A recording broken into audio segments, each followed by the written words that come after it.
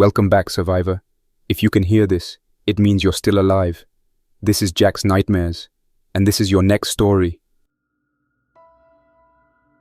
It's 2044 now. The infection began 12 years ago. That was the year everything started falling apart in real time. Governments, cities, supply chains, communications, rule of law. In some places, it collapsed overnight. In others, it took a few weeks of denial before things snapped.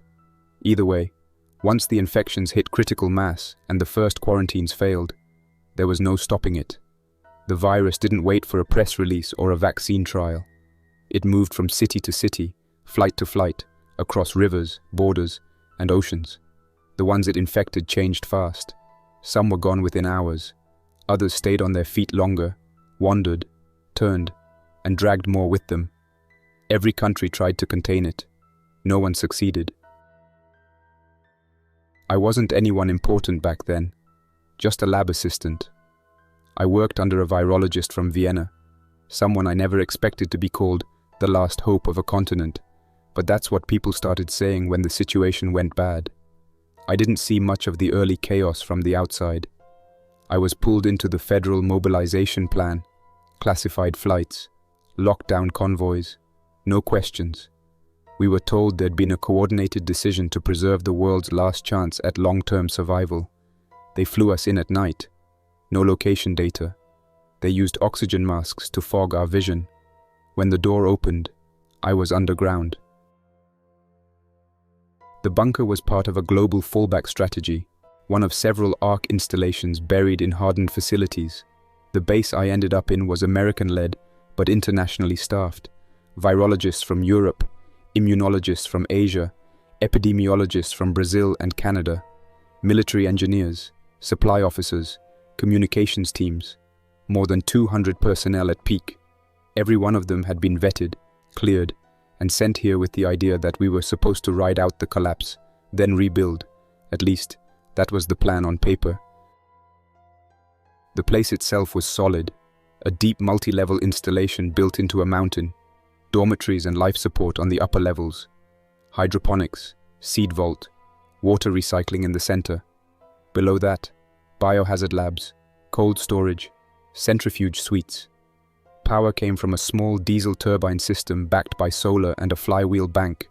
In the first few months, we thought we might actually do it. Stabilize the vector, identify weaknesses, build an antigen library from early phase samples. That was the mission. Stop the virus, or slow it enough that what was left of the world could crawl back from the edge. The problem was always time and trust. The virus moved faster than we could model. It wasn't just respiratory. It invaded the nervous system fast, overran tissue barriers, and kicked off violent inflammatory responses that killed some hosts and left others on their feet. The infected didn't behave the same in every region. Some were slow and decayed like the walking dead. Others moved faster, reacted to sound, hunted in groups. Some even retained basic motor memory and navigated terrain better than animals. It was as if the virus adapted to whatever it infected. Nothing stayed stable for long. Every strain mutated in unpredictable directions. Inside the bunker, we were safe. For a while. The labs ran 24 hours a day. Teams rotated shifts. We brought in early phase samples through surface excursions run by trained recovery units. Drones at first, then live collection. There were losses. Everyone understood that was part of it. But we started to lose more than just samples. Supply lines failed. The last outside convoy arrived during the third winter. After that, we ran off stores, hydroponics, and hope. Security started rationing. Then came the breach. It happened in Lab C, experimental ferret models for neuro-invasion pathways. A sample container failed quarantine. One technician showed symptoms within hours. The rest of the team followed. By the time we tried to seal the ring, 3 sectors were compromised. Some staff were exposed during decon. We lost 23 people that week. Lab C has been sealed ever since. I don't go near it. Not long after that, we had the internal conflict. Some of the engineers and security staff staged a failed takeover of command access. They were starving, tired, convinced the leadership was hiding an escape route. They thought the scientific teams had a backup plan we weren't sharing. That wasn't true. We barely had working pumps by that point. The fighting left 13 dead and tore the place apart. The remaining command staff called it a containment event. I call it the end of the bunker's future.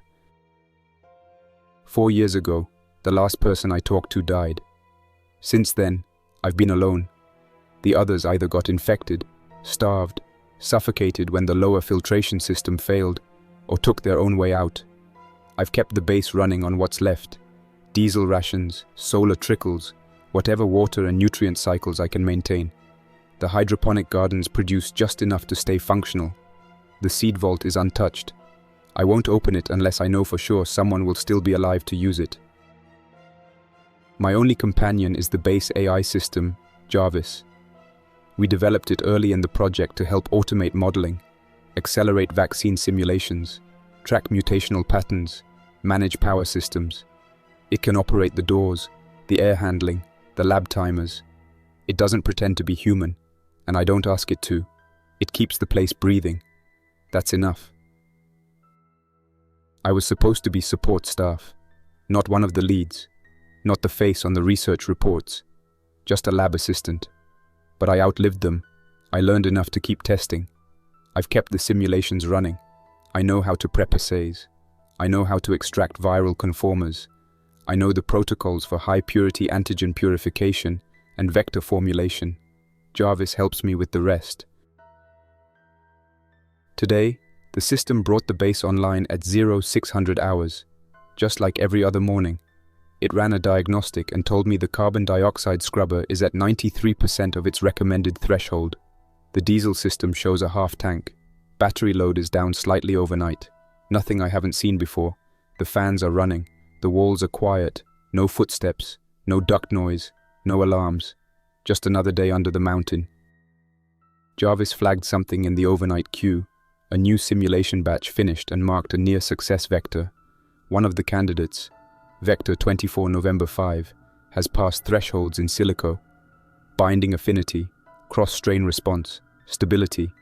It's not perfect, but it's the best we've seen since the last viable run 2 years ago.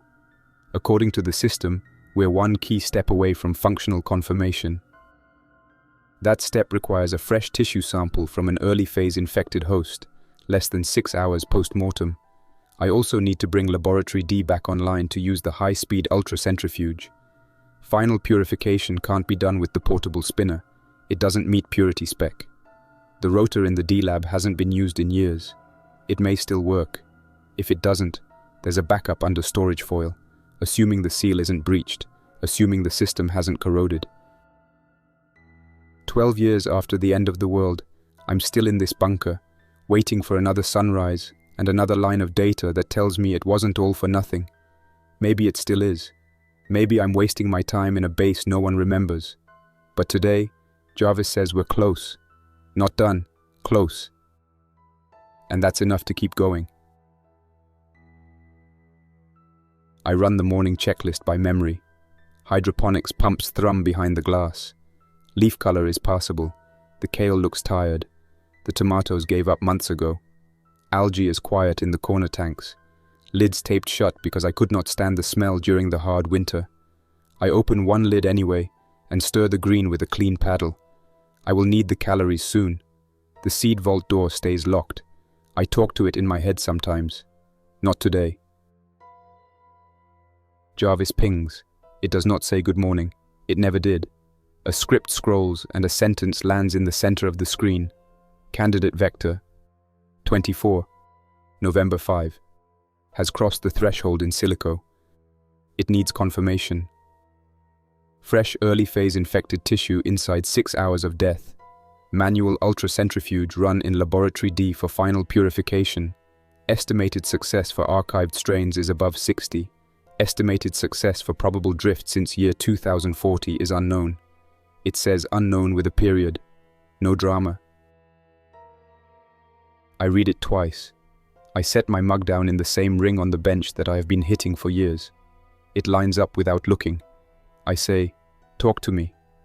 Jarvis replies in that flat tone I tuned years ago. No anger, no warmth, just information. Oh, it repeats the requirements and throws 2 power schedules at me. One leaves air handling at normal and kills the spin halfway through. The other steals power from air handling and lets the run finish. That second plan means I breathe stale air through most of the spin and risk a trip in the water recycler if the bearing coughs again. I pick the second plan because there is no point in perfect air if the vector is dirty. Jarvis does not argue. It tags the week with a red line. This is the week. I say the words out loud. This is the week. Jarvis logs them without comment. I get dressed by habit. Wool underlayer, suit liner, socks that were once white, hooded coverall folded on the chair. Field pack is on the steel shelf by the door. I inventory with my hands. Full hood suit, 2 spares, double gloves, field biopsy tools in a hard case, core needle set, vacutainers and caps, stabilization buffer, temperature logger, 2 sterile sample bags, chem lights, compact lure speaker with a loop I recorded back when my voice still sounded like someone else, a small crossbow with a coil of line to pull the lure back without giving away my position, flares, water, a single bandage pack, epinephrine that expired last year. It still looks clear. I add the old 9mm pistol from the locker. I write it out in my head the way I am supposed to say it if I ever read this into a camera for a site that will never load. 9mm, not 9mm. 2 magazines. I do not expect the weapon to solve a lot outside. It calms the hand I keep near my belt. Before I climb, I check Laboratory D on the map. It is still sealed. The purge cycle is available but flagged. Yesterday I ran a dry cycle to test valves and got a soft alarm from a stuck damper behind the duct drop. I will have to clear that by hand before I open the door. The ultra centrifuge status shows a maintenance tag from the old days. Rotor questionable. Spare rotor on site. I remember the crate because I kicked it once in a fit and chipped a nail I still look for sometimes on the floor. The mind sticks to stupid things. I walk through habitation level and do not look into the medbay. The blinds are down. I do not think about the winter of sparser meals and how a person can go quiet without anyone holding his hand. I keep my steps even, heel then toe, because a steady gait makes the place feel normal. Lights off in the unused sections. I reach the vestibule and start the pre-decon. Bleach ready. Parasitic cartridges counted out. The clock runs in my head without a number. 6 hours. I repeat it until it feels carved. The access tunnel door groans because the seal is old. Outside air slips in and tastes like cold rock. The first camera on the switchback is dead. The second one wakes up and shows an empty slope with a rag of plastic caught on a bush. No movement. No shake of branches. A low cloud sits just above the ridge. That is good cover. Jarvis tells me wind is light. The tramway motor test runs for 5 seconds and stops. I will not ride it. I do not trust that cable anymore. I switch to legs. I step onto the path and close the door to a palm width. The handle thunks in place and the seal sets. I test it once, then twice. I do not want to pull on it for a 3rd time and create a habit I cannot break. The ground is stable for now. The soil is frozen in the thin layer near the surface. Boot prints from last month are shallow scars. No new prints. I move toward the first turn and stop at the cut that gives a slice view of the gondola line. The steel cable is a catenary sag with one cabin still hanging. The other fell years ago. The remaining cabin rocks a little when the wind changes. The loose sign on a post at the station creaks. That sound has been a beacon for months. It pulls in wanderers. It is the best I have for bait.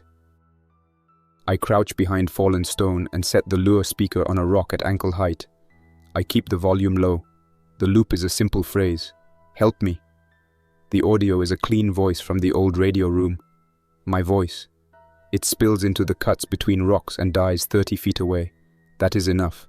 I pull the line back toward my cover and clip it to the crossbow. If I need to retrieve it fast, I can. I do not want to leave electronics out here. Someone might listen later. Someone who is not a good person. The first infected shows up in less than 10 minutes. It steps out of the brush, slow and stiff, and turns toward the sign first because that is louder. It tilts its head, then points itself toward the small voice near the ground. Its skin looks dry and tight. It moves like the joints do not want to bend. The wind shifts and the cabin rocks again. A second infected drifts into view from behind the station stairs. This one is smaller and faster on the straight, but the footing is uneven and it misses a step. It catches itself on a railing and slaps the metal with both hands. The sound carries farther than I like. Jarvis whispers a level change in my earbud. I almost forgot I had it in. It says the 2 targets are within the safe zone of the lure arc. I do not need such lines around a mess, but the overlay in my head is better than imagination. I wait. The smaller one stumbles near a rotten plank and goes half through, chest wedged. It fights the wood and chews at the air. The slower one keeps to the open area and sways toward the lure, but hits a pile of junk and gets tangled in straps that used to hold supplies for tourists. The timing is decent. I slide forward, staying behind cover until I reach the angle that keeps both in my view. I do not get close enough for hands to reach. I do not shoot. I need fresh tissue after death. If I wound and wait, I risk a long struggle and a lot of sound. Better if something else makes the decision for me. The smaller one thrashes on the plank. The board snaps and the body drops into the dark space under the platform. The sound echoes. I scan the tree line and do not see more figures. I count inside my head. I do not care about numbers as much as rhythm. I need quiet and stillness to draw a line. I draw it and make myself move. I slide the crossbow across the ground and hook the lure line. I pull the speaker back toward me inch by inch. I keep the pistol ready in the other hand. When the speaker reaches my boots, I kill it. The world goes back to wind, creek, and a distant bird that still has the sense to migrate wrong. I approach the platform on the side, where the railing shields my legs. The smaller infected is in the void under the planks, twisted, no movement. The face stares at nothing with the mouth open. I cannot see a rise in the chest. I watch for 2 counts. Still nothing. The time from the drop to now puts me safe for the window if I move fast. I step in, keep my balance, and lower the sampling kit. The core needle clicks into the handle. I reach through the broken plank and take a muscle core from the shoulder where it is easy to mark the site. The tissue slides into the tube. I cap it, flush, add buffer. I log the time and the ambient. The temperature logger blinks. I pack the tube into the bag and set the bag in the small cooler. I take a second core from a different spot to hedge. No extra blood. Clean work. I seal the holes with quick tape so I do not see the gaps when I back away. Movement brushes the corner of the eye. I pivot and go low. The slower infected tore free of the straps. It is closer now than I like. A hand lifts. The fingers are long and grey. I step back, give space, and put the railing between us. It presses into the metal and tries to fold over it. It does not have the strength. It groans. The sound is wet. A second groan answers from somewhere behind the station. I do not hang around for a family reunion. I pull away from the platform and head for the ravine path. The slope falls into a gash where storms have ripped a channel through rock and soil. Things gather there after bad weather. Not a grave, just a catch. I stick to the ridge edge and keep my steps silent enough that gravel does not roll. The lure speaker stays dead in my pack. I do not need extra attention. The ravine holds what I expect. Mixed debris, packs, pieces of old signs, bones, some from deer, some not. A body rests on a ledge under a dead pine, spine bent like a ladder. I wait and watch. No movement. The skin has that dull wax look that says, days, maybe more. I leave it. I need hours. I walk the lip farther and stop when I see fresh slide marks. A scar runs down 20 feet to a rock with a black smear. That is newer. I peer over and find a figure splayed in the ditch. Head cracked on the rock. No motion. I listen for breath and hear only wind. That will do, but I need to be sure. I climb down with my back to the wall and 3 points of contact. The pistol sits in a holster I can reach without looking. I touch the carotid with a gloved finger and hold it long enough to feel nothing. The neck is warm, not hot. The window started when the skull hit the rock. That was under an hour, judging by the slide on the wall and the frost crust on fresh soil. I work fast. Lymph sample from the armpit, muscle from the thigh. I log the times and the ambient. The cooler swallows the tubes and the logger. A stone drops nearby. I do not turn my head. I step up the path, keep low, and reach the top without showing my whole body. A walker stands at the far end of the ravine and sniffs air it cannot read. It turns too far and loses balance. It falls backward and hits the dirt, then rolls into a sumac and stays tangled. I let it be. I go. I move faster on the return. The wind shifts and brings the cabin sign creak over the ridge. I do not check the station. I do not care if the two at the platform still drag their feet. The door waits, and the timer in my head shouts the 6-hour rule without a voice. The vestibule receives me like a mouth. I close the outer door and hear the seal pull tight. I go straight into the bleach step. 10 minutes on the clock. I sing numbers under my breath because talking to myself is a skill now. Rinse. Parasitic fog. 20 minutes. Pack open. Cooler set on the clean shelf. Jarvis watches all of it through the cam I taped under the shelf 2 years ago. It notes timestamps without adding blame or praise.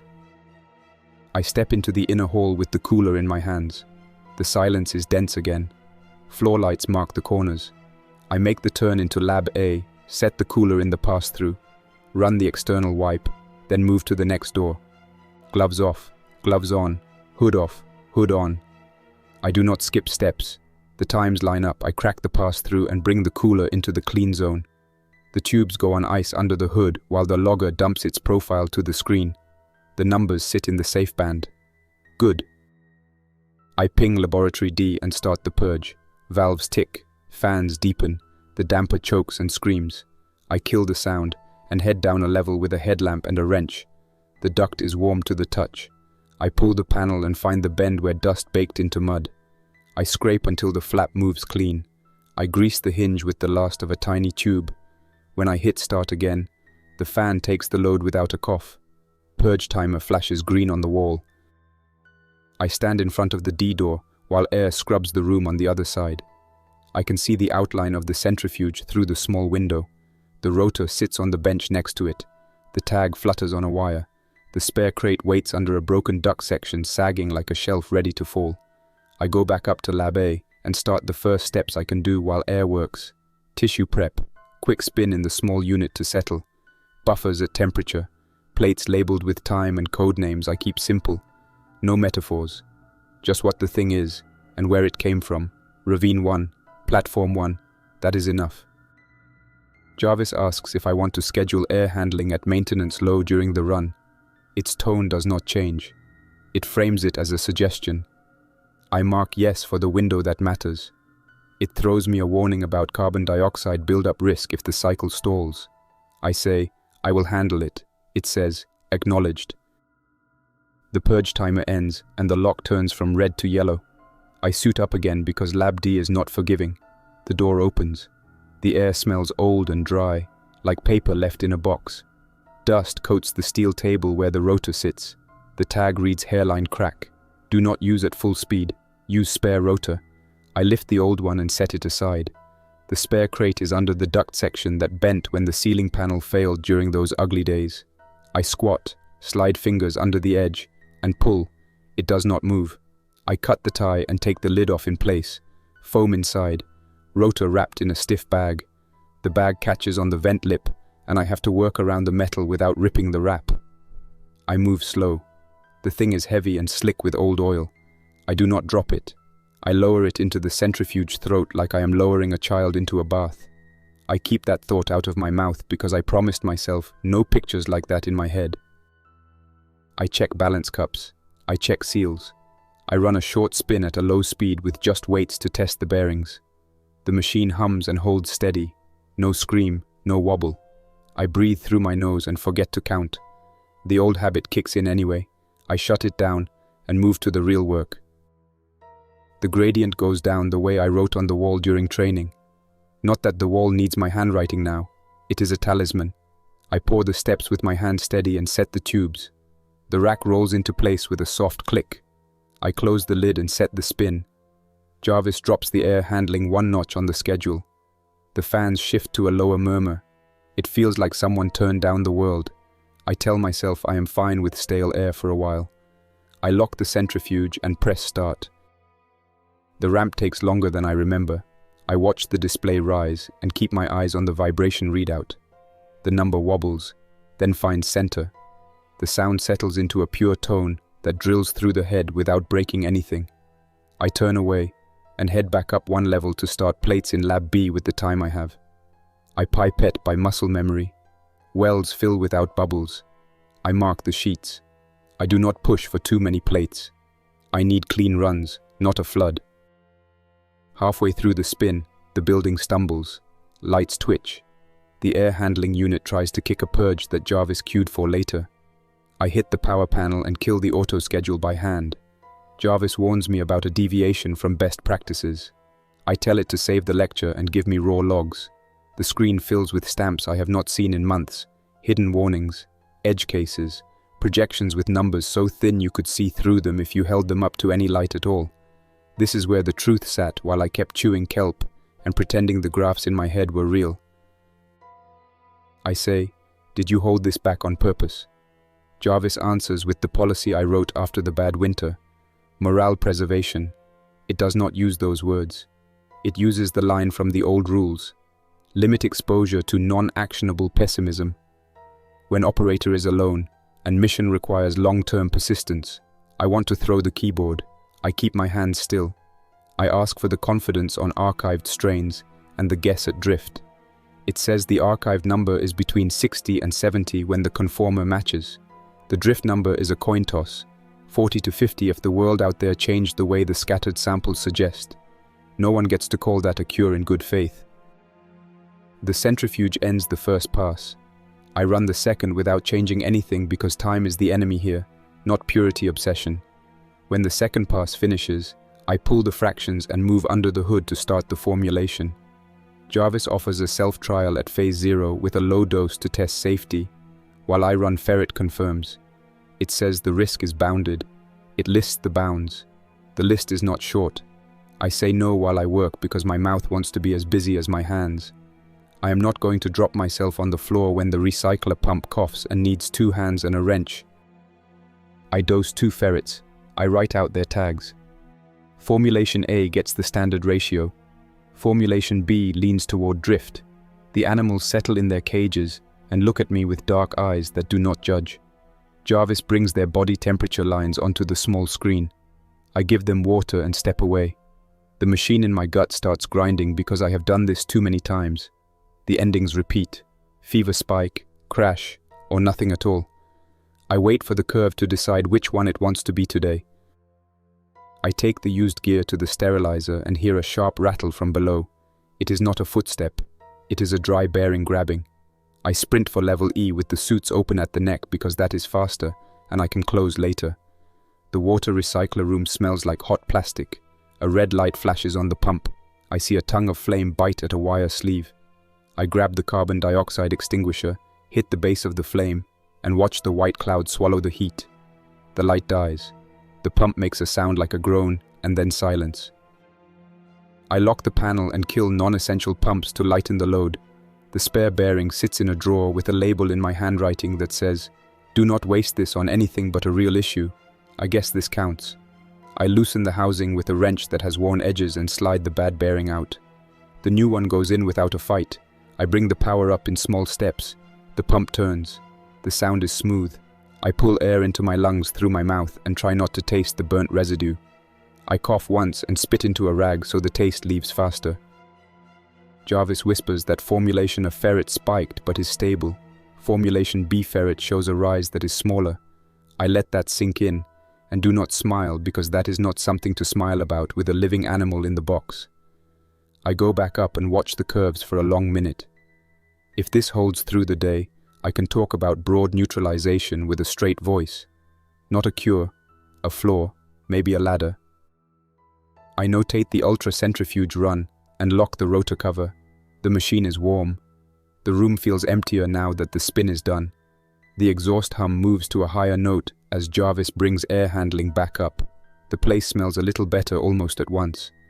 I roll my shoulders and feel the crackle of old tape on my suit neck. I take the suit off slow and hang it where it will dry. I check the door cameras. Outside is grey and steady. No figures. No fresh tracks. The cabin on the cable rocks once, then sit still. I do not think about how many times I watched that box sway when I could not sleep. Back in Lab B, the first assay reads show binding that is stronger than the last run with old tissue. Not perfect. Better. The numbers do not dance. They sit with their backs straight. I set the next time points and move to the medbay even though I told myself not to go in there. I need a fresh saline bag and a clip for a line in case a ferret needs support. The blinds are down. I leave them that way. I open the cabinet, take what I need, and close it without breathing too deep. The chalk line on the floor where the last cot sat is still faint under my boots. On the way back, I stop at the radio room door and stand there. I do not want to sit and listen to noise. I want to work. Jarvis knows that and puts a line on the screen anyway. A forecast curve that says, if I push a text transmission with a plain language protocol to the high frequency set during evening skip, it might bounce into a place where someone could read it. There is a reply risk. There is a lure risk. There is also the only path that leaves this room without a coffin. I say later. Jarvis accepts that and holds the schedule open. The ferrets hold through the next 2 hours. A lot of days I would have sat there and stared at the curve like that could pin it in place. Today I clean. I go down to the fungal corridor and check the boards laid across the old wet area. The bloom that killed half the base is a memory now, but the spores never give up. The readings on the wall sensor sit low. I spray anyway. I let the mist settle and put a new battery in the sensor because the last swap was months ago, and I should not cut it close. In the cafeteria, I pull the lid off the algae tank again and fill a cup. The taste is sharp and bitter and coats the tongue. I drink it anyway because it is math. Calories in, legs steady later. I cut a piece of stale bread that was dry as chalk yesterday and put it in my mouth. It dissolves into paste that almost sticks to my throat. I chase it with water and hold it down by thinking about the rotor instead of food. The day leans toward the edge of light. The external camera shows shade filling the cut where the station sits. I stand in the access hall and look at the door for too long. I do not want to be caught outside after sunset. I also know that the best time to push a radio transmission is when the air helps it ride. I do not need a perfect day. I need a shot. I pick the radio. The high frequency set warms slow because the room is cool. I feed power to it in a measured line, so the battery does not dip during a line draw for air handling. Jarvis balances it better than I do. It frames the band I asked for and sweeps it once. Nothing clean. A carrier breathes under the static from somewhere far. I do not chase it. I open a text buffer and write the protocol, in words a person can follow with supplies a person might still have. I do not talk about the old centrifuge or the D level that someone else will never see. I write about conformer capture in the first hours after death. I write about simple purification steps and backup steps if you do not have a machine. I write about fevers that might not mean failure. I write about what not to do. I send it in short bursts that a cheap set can read on the other side. Jarvis confirms the bursts went out. I sit and wait for a minute, listening to nothing, then stand because sitting kills the rhythm of work. The ferret curves tick up again, and then flatten. I let out a sound that is not quite a laugh. I cover my mouth because the habit of keeping my noise inside this place never leaves. I sleep in a chair for 10 minutes, maybe 15. I wake because a fan started or stopped. Hard to say. I stand and my legs complain. I tell them they can file a report later. I check the assays. The plate looks clean. The numbers give me enough to set another dose schedule if I keep the ratios in the second formulation and adjust one line. I put that on the board and circle it so I do not forget in the morning. I aim to seal Lab D and leave it in a clean state, but my body asks for the cot so hard that I turn and take the hall back to habitation. The sleeping room smells like clean cloth and old soap. The bed is stiff. I lie down and stare at the underside of the top bunk because I do not sleep on the higher one anymore. My eyes close without asking permission. A sound drags me up. Not the fans, not the recycler. A click on the radio and a short burst of tone that means a packet landed. I roll off the cot and stumble toward the door without a light. Jarvis has already thrown the message onto the screen by the time I reach the radio room. The text is rough and clipped. The call sign is nothing I know. The words are simple. Received. Cold chain capacity. Request method. Border post. North by west. That is all. I stand at the doorway and do not move for a long count. I should doubt it. I do. I should assume a trap. That also sits on my shoulder. I cannot test trust through a screen. I can test process. Jarvis underlines that line in my head. It suggests a drone drop to a relay ridge that is near the old Ranger substation. It says the drone has one good battery and can make the 2 legs if the wind stays under a number I do not say out loud because I do not want to give it weight. I nod, and the stupid thing in my chest that only wakes up when a door opens decides to wake up now. I tell it to take a seat. I tell Jarvis to plan the drop for first light. I tell the assays to mind themselves, and the ferrets to keep their temperatures where I left them. I cannot speak to animals. I speak anyway in my head. I pack a second field kit by reflex. Fresh bags, fresh caps, extra buffer, a second temperature logger. The drone case slides out from under the bench and clicks when I open it. The rotors are dusty but straight. The battery reads a charge that is more than a quarter but less than half. I put it on the trickle line and let it drink through the night. I make a list of what to strap to the belly. Memory stick with the protocol. In 3 formats. Printed copy in a weather bag. A small strip of cloth stained with the lab disinfectant that only someone who has lived in a place like this would recognize. Not proof, a smell. I eat again.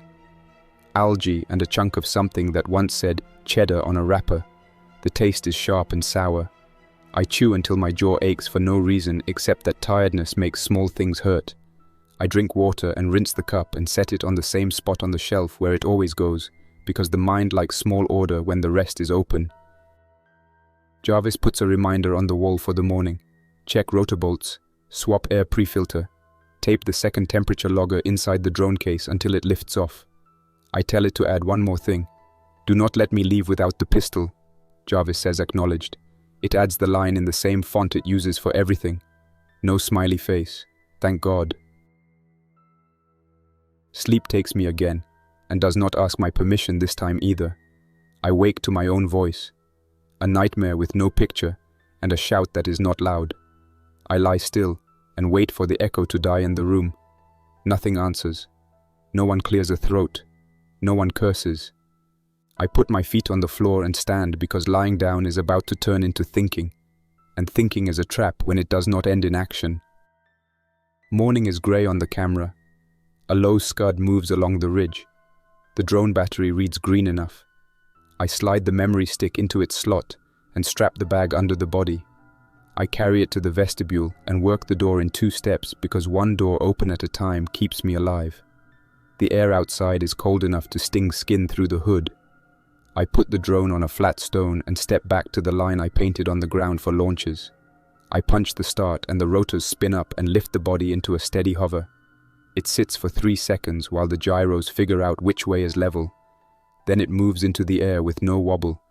I watch it climb until it looks like a bug, and then like a fleck, and then nothing at all. I listen anyway like I could hear its small sound over wind and rock. I cannot. Jarvis tracks the path with a line on the monitor.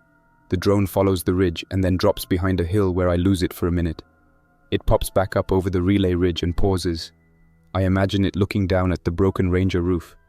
It could land on that and still lift off again if the wind stays kind. The line on the screen blinks. Drop complete. The drone pivots and points back home.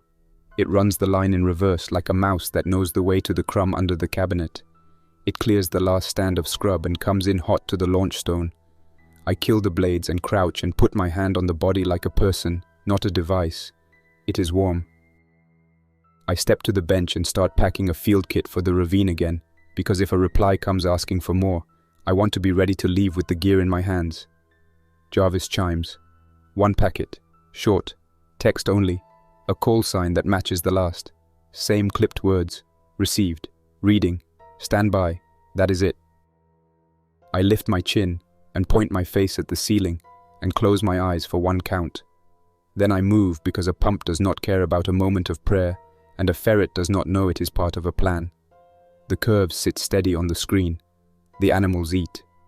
I swap the air pre-filter and cough into the rag once because dust got where dust should not be. I set the next assay steps and wash my hands until the skin looks new. Jarvis puts a block of text on the far monitor. It is my own words from years ago. A set of rules I wrote when we still had enough people to argue. Do not risk yourself on a hunch. Do not trust a voice just because it is warm. Do not wait for perfect. Perfect is not coming. It does not say where the rules failed us. It does not need to. I was here. I watched the lines fail in real time. I hold the last line in my head. Finish what you can finish. I clean Laboratory D and lock it down again so I do not tempt myself to start a second run before I have the full results. I put the spare rotor tag on the old rotor just to remember that I am not past the last hurdle. I move through the levels and touch every door handle once, not superstition, memory. When I reach habitation, I stop at the medbay and lift the blinds a hand width. Light spills on the tile. A shape under the sheet is only a shape. I lower the blinds and back away without turning my back. I close the door and lean my head against the wood for a second and let the weight push into the hinge. Then I step away because the hinge does not need my feelings. Back in the control room, Jarvis slides a new schedule into my view. It is a lean power plan that gives the water recycler room to run without killing the air. It steals from lights that I do not need and from heat that I can replace with a blanket. I nod. The cursor blinks on the screen like a small heartbeat I do not say out loud, because that is a kind of talk I swore off. I accept the schedule and watch the numbers respond. I think about self-dosing again, because the line on Formulation B looks like it wants to be kind. I say the risk out loud. No rescue, no backup, no second doctor. If I go down, the base goes cold. Jarvis does not push like it did before. It lists the same numbers. Then, it adds a new line. I have compiled a drift-biased booster sequence for next week if you secure another early phase sample. It uses the word if and then leaves it alone. It does not decorate it. The clock in my head turns to the time when the cabin on the line makes that tired creak in the wind. The sound does not carry in here. I hear it anyway because a brain can carry a sound even when the air is quiet. I pull the field pack closer and check the seals on the sample tubes I did not use yet. I test the lure speaker with a whisper level and cut it before the loop finishes one plea. The radio taps. Another packet lands. The words are longer now. They ask for the fraction density in words, not numbers. They ask for a route option if no machine exists. They ask for the exact window I set. Those are questions from someone who has done the work. Or a good actor. I answer without delay but with care. I do not brag. I do not promise. I tell the truth a person can use even if he does not like me. I want to go topside right now and run the ravine again while the day still has bones. But I stop. The base is not a thing I can leave like a car on idle at a curb. If an alarm screams here while I crouch over a body up the slope, no one runs to the valve. It is just me. The recycler is stable for now. The air is fine. The power plan is honest. The ferrets breathe in clean lines. I wait 1 hour. Jarvis marks the hour with a small chime, so I do not watch the clock like a trapped animal. At the chime, I move. Vestibule, suit, check. Pistol, check. Pack, check. I open the outer door to a slice. Air comes in colder than morning. Clouds sit lower now. I step out and lock the door behind me and put the key in the pouch at my chest. I will not tell you how many times I pat that pouch when I am scared. It is a dumb habit and it helps more than it should. The path is the same. The world is never the same. Animals have moved. Wind has rubbed new edges on old cuts. The station sits quiet except for the creak. The platform shows scuffs where I worked. No fresh prints. The ravine looks darker though it is the same hour and the same sky. I move along the lip and they look for new slide marks. There are a few. Soft, shallow, maybe a rodent, maybe a shoe. I slow and listen. Nothing. I keep moving. Halfway down the lip, the ground gives a little under my right boot. Not a slide, a sink. I freeze and pull that foot back without shifting my weight to the left. The crust holds. I look closer and see a hollow under the crust where someone stepped days ago. The space did not collapse then. It picks me now. I go around it and mark the spot with a small stone on a ledge, so I can see it on the return without thinking. The bottom holds one thing I wanted and one I did not. The wanted thing is a body not more than 2 hours old. The unwanted thing is a second figure on the far side of the ditch that still moves. Not much. Enough. It turns its face toward me, and the eyes do not track like a person, but the head knows I am here. I kneel by the fresh dead one and work as fast as my hands let me. Core needle, flush, buffer, cap. Log the time on a slate I wear on a cord. Bag, cooler. The moving figure tries to stand, fails, and crawls. Hands scrape stone, nails break. It keeps dragging itself anyway, because that is what those things do until they stop. I back away step by step and keep it in my sight. It reaches the wall of the ditch and claws at it. Dirt crumbles and covers its face. It does not care. The mouth opens and closes. I think about mercy for 1 second and keep moving, because mercy requires power and a safe place, and I have neither in this hole. I climb out and hear a rock shift above me. I hug the wall and duck. A slab slides past my head and slams into the ditch. Dust explodes up the slope and fills my hood with the taste of old chalk. I close my eyes for 1 blink, open them, and look for the source. The upper lip has a new crack where the freeze made a wedge. The mountain does not care about me. It moves the way it wants. I get low and move to a spot where the ledge is thicker and climb up with my hands flat on cold rock. At the top, I take 1 long breath and listen. The station is quiet. The wind carries nothing. I push toward the door and reach it in a steady line. The vestibule swallows me again, and the seal kisses the frame. I run decon with muscle memory and a clock I do not cheat. I place the new tubes in the pass-through and feel the travel of the day in my wrists. The buffer looks clear. The logger blinks a small green eye that says the cold stayed inside the safe band. Back in the lab, I slip into the routine that keeps panic out. Under the hood, open, pipette, close, run, plate, mark. Jarvis floats numbers on the side screen that match my hands. No surprises. Not yet. I clean the bench as I go and throw gloves into a bin without missing the mouth. I move like a person who has done this for years because I have. The ferrets wake and eat. Their curves soften around the edges. I push a hand against the glass and do not touch it with skin. I do not name them. I used to. I quit when it hurt too much to wipe the whiteboard above the cage.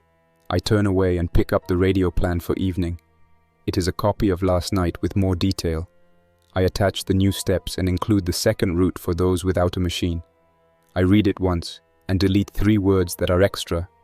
I do not fill the space with new ones. The station chime rings in my head because I have lived under it for too long. Jarvis does not hear that unless I tell it. It throws a power warning for the next hour. The schedule wants a deep pull to heat the water for a system flush I queued and forgot. I cancel the flush and move it to a morning when I am not running plates. A buzz under my skin starts to rise that tells me I have pushed enough for one day. I ignore it. I make tea that tastes like boiled grass and sip it slow. The warmth calms the hands. I eat 2 bites of bread and toss the rest back into the bin for later. Not because I am full, but because I am not paying for a 3rd bite if I am not going to swallow it. Jarvis speaks without prompt. It says, "Your risk tolerance is dropping under fatigue." I nod. It adds, "Consider sleep after the next read." I nod again. It says nothing about how I should feel about a call sign in the dark, asking for steps that could keep a person from turning into something that drags itself toward a wall until the arms stop working. It keeps feelings out of this because it does not have them, and because I asked it not to fake them. The next read looks good enough that I do not need the tea to stay upright. I document it and pack the bench. I stand in the doorway of the radio room and listen even though I know the air does not carry signals to ears. The set blinks. The green light on the far right says the band is quiet. I send 1 short burst that only says, "Received and safe." Then I turn the set off and go back to the sleeping room and lie down with my boots on, because the building is old and the world is older. Sleep comes and goes in scraps. I wake to the kind of silence that used to scare me. It does not scare me now. It feels like a blanket someone forgot to wash. I push it off by standing up. I go to the lab and check the curves. Stable. I check the plates. Clean. I check the power. Low but not angry. I check the water recycler. Smooth as the new bearing can make it. I touch the wall where the rules hang in my head and run my fingers along the words like a person tracing a map. There is a second stage to plan and a coin toss to face. The world outside moved for 4 years while I counted beans and spun machines. The drift does not care about my schedule. It keeps moving. If I stop now, the graphs become paper again, and the animals in the cages become ornaments. If I push, I have to risk a little more skin than I did yesterday. That includes the skin on my forearm I cut last month in the duct when the edge bit me through the suit and I had to bleed into a towel and breathe through my mouth until the room stopped tilting. I can still smell the copper in that memory if I try. I do not try. I set the checklist board on the bench and pull a thick marker from the cup. Stage 2 needs 3 things on day 1. A second fresh early phase specimen from the surface to confirm the drift-biased formulation, a controlled reopen of Laboratory D for 1 more purification run, and a safe exchange of data and doses with the border post through the Ranger substation relay. The board does not argue. Jarvis throws a power schedule to the side screen. It is tight but honest, with the ultra-centrifuge window carved out and air handling reduced to the lowest level I have tolerated without headaches. I cut non-essential lights for the day and roll the spare oxygen bottle into the medbay in case a ferret or I need it. I build the day from the bottom up so there is less to knock over. Gear first. I lay out the full hood suit, the second suit in a flat pack, double gloves, and 2 tape rolls. I swap the scalpel blades for new ones so I do not fight dull steel on a bad angle and slip. The core needle set gets a fresh spring. I pack extra buffer and add a second temperature logger. I put the compact crossbow on the shelf with a fresh line spool and test the lure speaker at a whisper. My voice on the loop says 4 words and cuts off. I load the 9mm pistol and put 1 extra magazine in a pouch. Not because I want to use it, but because I know what happens when I wish I had loaded it and did not. I check the vestibule decontamination tanks and top off the parasitic cartridges. The bleach barrel is low, so I lean it and coax the last bit into the feed tube with slow pressure. The recycler hums in the lower level with the new bearing I installed yesterday, so the room feels steadier. Jarvis pings the external cameras. Wind is light, cloud cover is good. The gondola cabin hangs steady, and the loose sign at the station swings in a slow arc. I put the field pack on my back and stand in the access hall with my hand on the door bar. I wait for a count to end a small tremor in my fingers that I do not want to carry onto the slope. When it stops, I pull the bar and step out. The air outside has that clean bite it gets when the clouds sit low. The switchback path shows my last day's tracks, faint but still there. I move along the cut and keep my eyes on the edges and the brush for movement. The cabin creaks once. I drop to a knee and listen. The sound dies back to wind. I glide to the station, set the lure speaker near the same rock at ankle height, and pull the line back to my cover. I set volume just above the wind and start the loop. The first infected this morning is not the dry, slow kind I prefer to see. He steps out from behind a stack of pallets under the platform, turns sharply toward the looped voice, and moves with short, fast steps that eat distance faster than I want. He is not sprinting, but he does not shuffle. His hair is matted to his scalp, and his jaw works like he is chewing a string that will not snap. He hits the edge of the platform and climbs, not careful, but direct. I pull the lure toward me along the line, so he adjusts his direction. Then I flick the switch and cut the sound. He stops. His head snaps toward the cabin sign as it creaks. That buys me a handful of seconds. I slide along the railing, stay out of reach, and nudge the rotten plank edge with my boot. The wood gives. Not much, but enough to show the line of weakness. He moves toward the last place the sound came from. I wait. When his weight shifts onto the bad plank, it cracks and drops him into the crawl space. He hits the ground hard and lies still in dust for 1 breath. He twitches, tries to push to hands and knees, fails, and lies still again. I approach the gap and keep the pistol up, not pointed at his head, but ready. No breath, no movement. The window starts now. I work fast, needle loaded, 2 cores taken from shoulder and thigh with minimal disturbance, buffer added, Temperature loggers check in with a steady green blink. I seal the tubes and bag them. I mark the time on the slate. I set the bag into the cooler and close the lid. The second infected arrives on the far side of the platform and scrapes a shoe on the metal, a small sharp sound. I pivot, step behind the railing, and let him choose his route. He staggers to the edge, sees me, and reaches. I back away in a straight line, and he follows in the most direct path he can manage, which takes him through more rotten wood. He goes through up to the waist and flails. I do not get close. I do not need the sample. I do not gamble for an extra bag. I move to the ravine. The lip of the ravine looks different today. The storm last week loosened the upper soil and slid a skin of gritty dust over the hard layer. My boots sink a little. I place each step and do not hurry, even though I want the lab clock to start. The ditch holds one body from last night that I left in place, too old for my needs. The fresh one is farther down, caught on a knee-high stump of rebar from an old culvert, body bent and still. I descend with the pack swinging tight against my spine and take a lymph sample from the axilla and a muscle core from the thigh. The tissues are warm. The clock is fresh. I log the times and climb out slow. On the lip I hear stone click against stone. I look up and see two infected on the ridgeline, not close enough to dash, but close enough to be a problem if they tumble the right way. I step down on the lee side and cross the slope to the switchback with a controlled angle so gravel does not skitter. They move the wrong direction for a moment, drawn to the cabin sign, and that buys me what I need. I reach the door, slide in, and seal the mountain behind me. Decon is by the book. Bleach, rinse, parasitic fog. Set the cooler on the clean shelf and watch Jarvis stamp the times on the screen. Inner door opens. I move the cooler through and keep a steady speed. No rushing in the clean zone. I slide the tubes into the pass-through in Lab A, wash, glove, and lift them into the hood. Logger reads a safe band. The tissue looks viable under the low-scope view.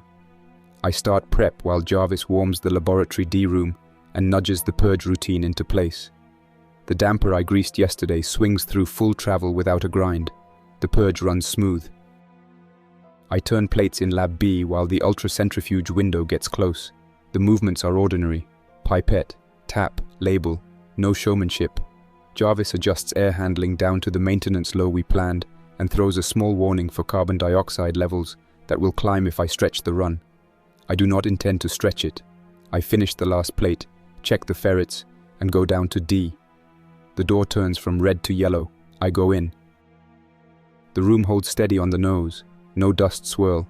The rotor I installed yesterday sits where I left it, clamps tight. I check bolts and cups again and load the gradient tubes.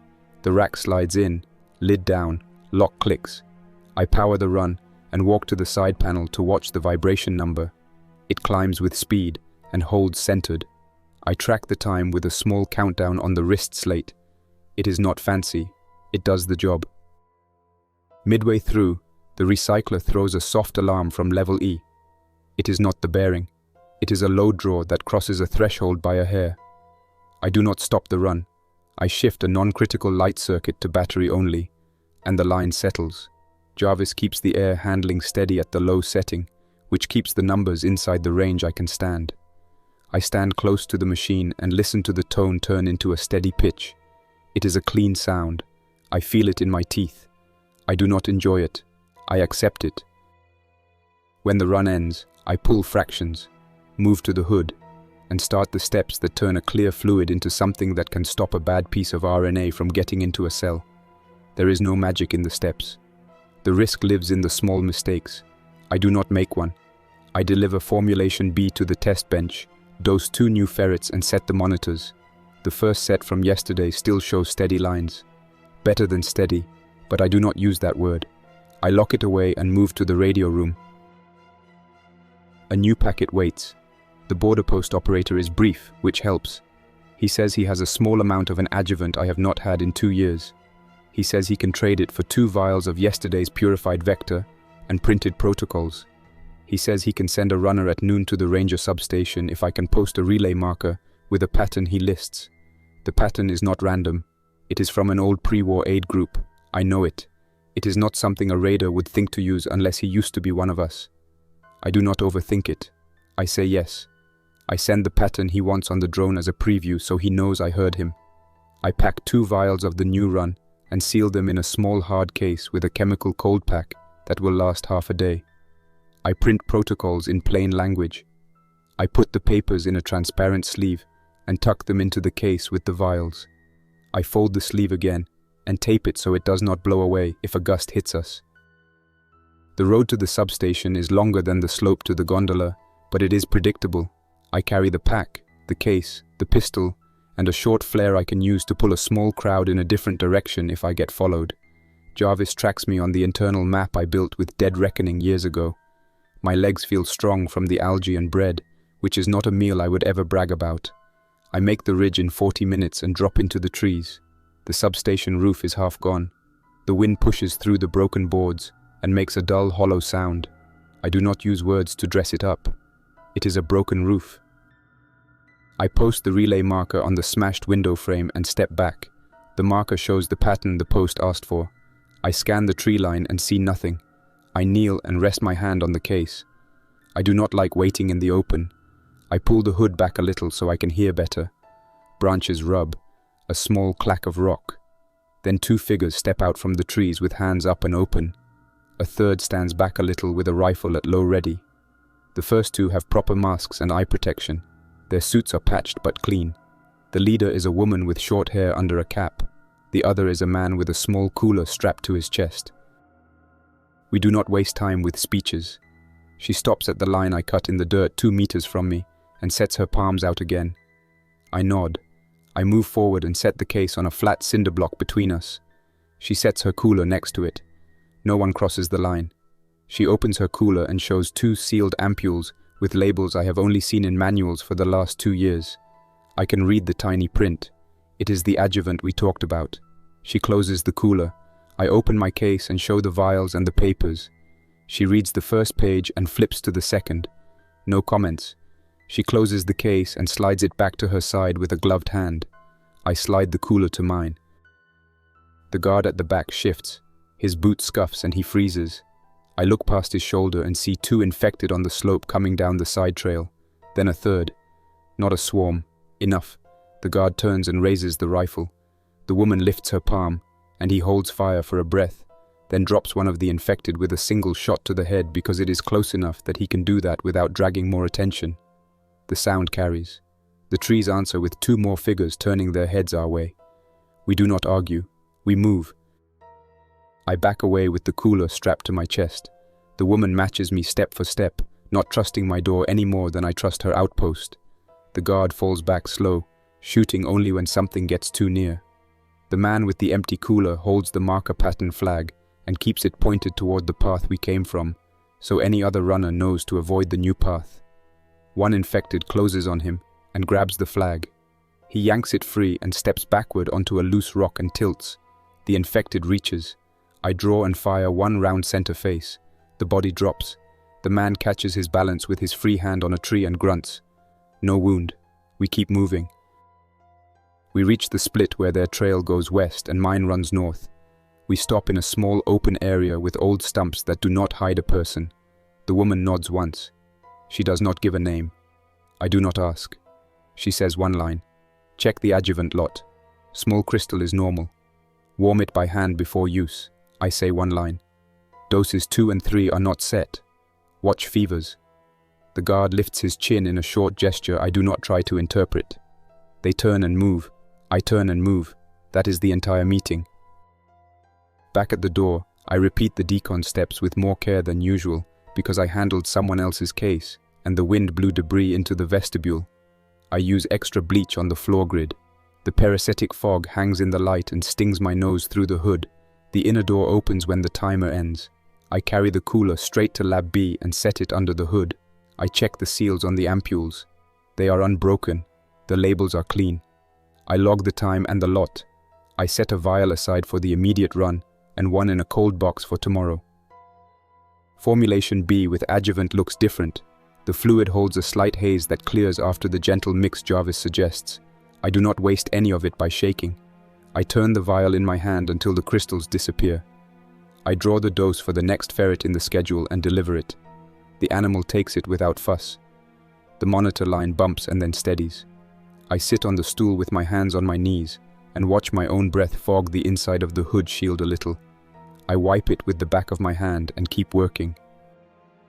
The rest of the afternoon becomes a list I can read when I forget what happened.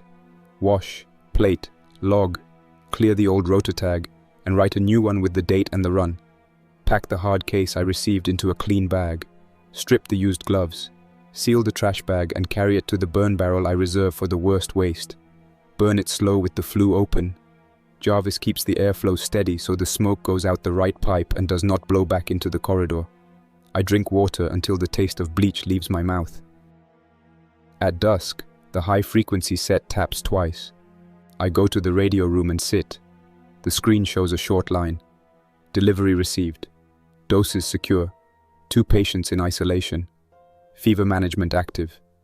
Request your next window. My hands hover over the keys. I do not promise the world. I write the schedule I can keep.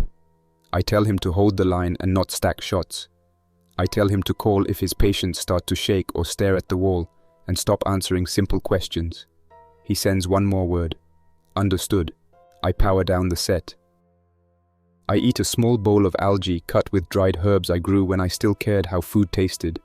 I chew until it slides. The bread is gone. I do not miss it. I take one of the last apples out of the cool bin and set it back. I will take it tomorrow if I have a win. I am not making deals with food, but I am not above small games that keep me moving. Night shifts into the corridor. I do one more sweep. Lab D is clean and locked. Lab A is quiet. Lab B is steady. The ferrets breathe and twitch their whiskers in small sleep. I turn the sleeping room light to the lowest setting and lie down. The cot feels rough through the suit liner. I stare at the ceiling and do not try to sleep. It comes anyway in a slow drop. I am up before dawn and at the bench before the tea warms. The first read on the new plates shows a stronger neutralization pattern than yesterday. Not a miracle, a clear step.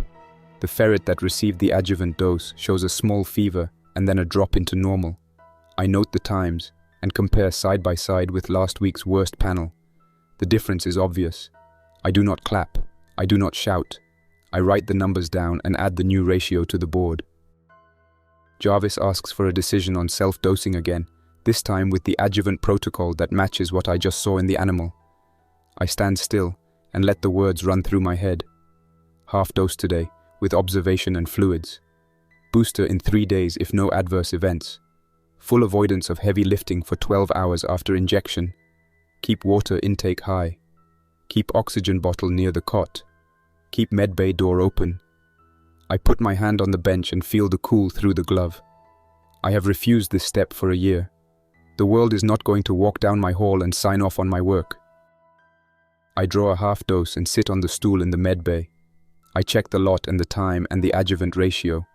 I insert the needle with a steady hand and push. No flash of light. No cinema. Just a small ache that spreads under the skin and fades. I set the timer for observation and lie back on the cot with the oxygen bottle at the side and a pulse clip on my finger. I watch the ceiling for a while, then close my eyes and count breaths until the numbers slow. When the first hour ends, I sit up and drink water. No dizziness. No confusion. I walk the hall and touch the corner of each door as I pass.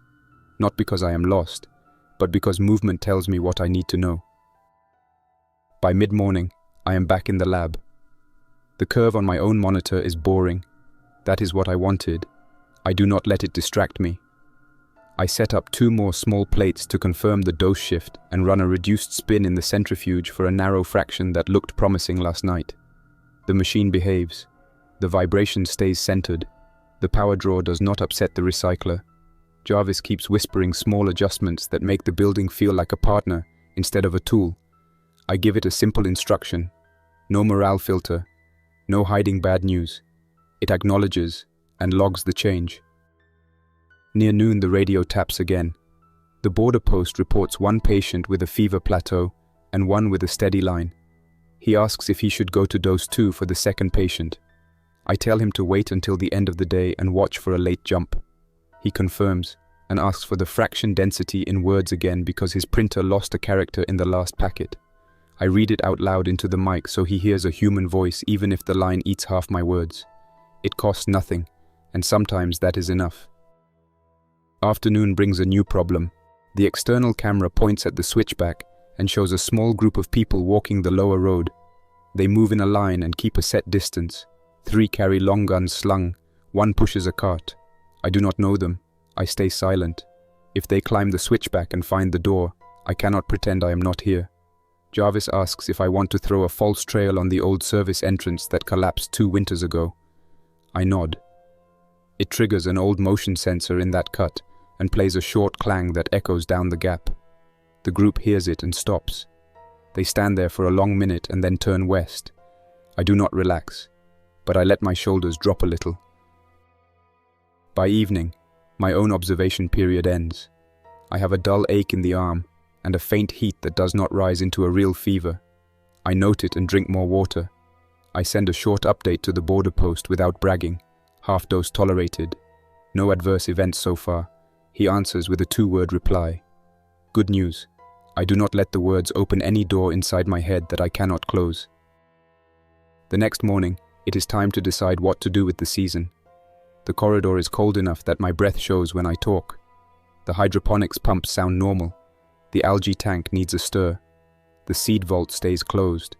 Jarvis lays out 2 paths on the screen. Path 1. Stay through winter. Run small batches. Send doses and updates by drone drop to the substation when the wind lets me. And plan a move in spring with a full kit and a map to the border post. Path 2. Pack partial kit now. Seal the labs. Power down to caretaker mode. And run the ridge in 3 days to make contact in person. The first path is safe and slow. The second burns fuel and invites trouble. I sit with my tea in my hands and let the steam warm my face. I think about the pump bearings, the sorbent cartridge life, the spare parts left in drawers. I think about the faces I did not look at in the medbay when the blinds were last open. I make a choice. I choose to stay through winter and push the work you can do with quiet and power. I do not like the word safe for it. It is not safe. It is controlled. I can ship doses and protocols and keep my own body working in case the building requires 2 hands at a bad hour. I tell Jarvis to build a winter schedule around that plan. It throws a chart that looks like a spine. Work blocks, sleep blocks, maintenance windows, transmission windows, drone windows. We put sorbent change dates in bold. We put water pump checks in a red band. We place a weekly external sweep at noon on clear days to make sure no one has camped on the lower road. I spend the afternoon sealing Lab D in a way that lets me open it fast in 2 days without a purge delay. I pack a small emergency bag under the stair with an oxygen bottle, a suit liner, a mask, and 2 protein bars. If a fire starts and the corridor fills with smoke, I can get there blind and suit up in under a minute. I test the door handles again. I map the fastest path from the radio room to the valve room with all the locks propped. I set a small sign by the recycler that tells me which breaker to hit first if the lights blink. It is my handwriting from many months ago. It has grease prints on it. It does not care how I feel. Evening brings one more message from the border post. His 2 patients are still in isolation. The febrile one is level. The other shows small improvements in the panel he can read with his limited kit. He sends a word I have not read in a while. Grateful. I sit there and stare at it until the screen dims. I wake it again and type a reply that says, "Keep clean technique and do not relax." He answers with the same call sign and a short code for a regular check-in time, twice a week, at a band an hour that work for both of us. I agree. The first snow falls overnight.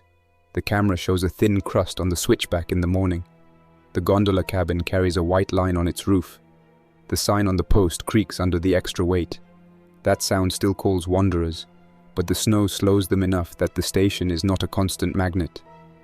I shovel the vestibule stairs and brush the snow from the door lip so the seal does not freeze shut.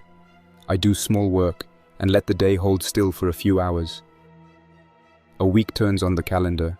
The half dose sits quiet in my veins. I do not feel any change worth noting. I do not make any new promises. I run the second ultra-centrifuge pass of the month and hit the purity standard without any alarms. I deliver doses to the drone and make the relay drop twice. The drone comes home each time with chips in the paint from small ice crystals in the air. I smooth them with a cloth and a little heat from the soldering iron. It is not necessary. It helps the mind hold focus. One afternoon, I go to the ravine for another specimen and find only old bodies and animal sign. That is better than a pile of fresh dead. It means the road is quiet. It means I am not going to have to hide in a ditch and decide whether to shoot a person who does not have good sense. I turn back, stop at the station to listen, hear nothing but the wind and that steady creak, and watch the tree line for a count of 20. No movement. I go home. The border post sends a longer message. He has more staff than I guessed. He lists a medic named Luis and a logistics officer named Hannah. He does not give last names. He says they received my printed protocols and made 2 more copies for farming communities that send runners to his fence once a month. He asks for permission to copy everything. I say yes. I say emphasize clean decon. I say do not promise anyone that his list of shots will turn a person into a wall. He replies with another word I do not expect, respect. On a clear morning near the end of the month, I take the apple from the cool bin, sit at the bench, and eat it while I watch the ferrets sleep. The flavor is bright and simple. It is just an apple. I chew it to the core and hold the core in my hand for a moment before I drop it in the small compost bin that feeds the herbs. I stand and stretch my back until the muscles release. I pick up the marker and write 1 more line on the board under the winter plan. Keep going. Jarvis asks if I want to set a spring departure date now, or wait. I do not set a day. I set a window. Late thaw, road clear. Water high enough in the stream to hide prints. I tell it to remind me 2 weeks before the window opens. It marks the calendar and draws a circle around the week after. It adds a note. Inventory transport kit. I nod and go check the bins where I keep the good boots and the rope with enough strength to hold my weight and the weight of a pack if I have to drop into a ditch again. I end the day the way I like to end them now. A quiet walk through each level. A hand on each door. A pause at the medbay with the blinds still down. A look into Lab D with the light off. A breath at the vestibule with the door closed. I stand in the control room doorway and look at the screens. Power stable, air clean enough, water flowing, ferrets calm, drone battery charging, radio quiet, Jarvis waiting, my body tired but steady. This is not a victory and it is not a loss. The building stands, the work moves, the border post is real enough for now. A vaccine is not a single shot on a calendar. It is a grind that needs hands and light and a door that opens when a good person knocks. I can hold this door a while longer. I close the control room door, turn down the lights, and let the fans carry the night. That's all for now. Thanks for listening. Don't forget to like and subscribe to keep the stories alive. For now, stay quiet, stay vigilant, and stay alive. Jack's Nightmares, signing off. Until next time, survivor.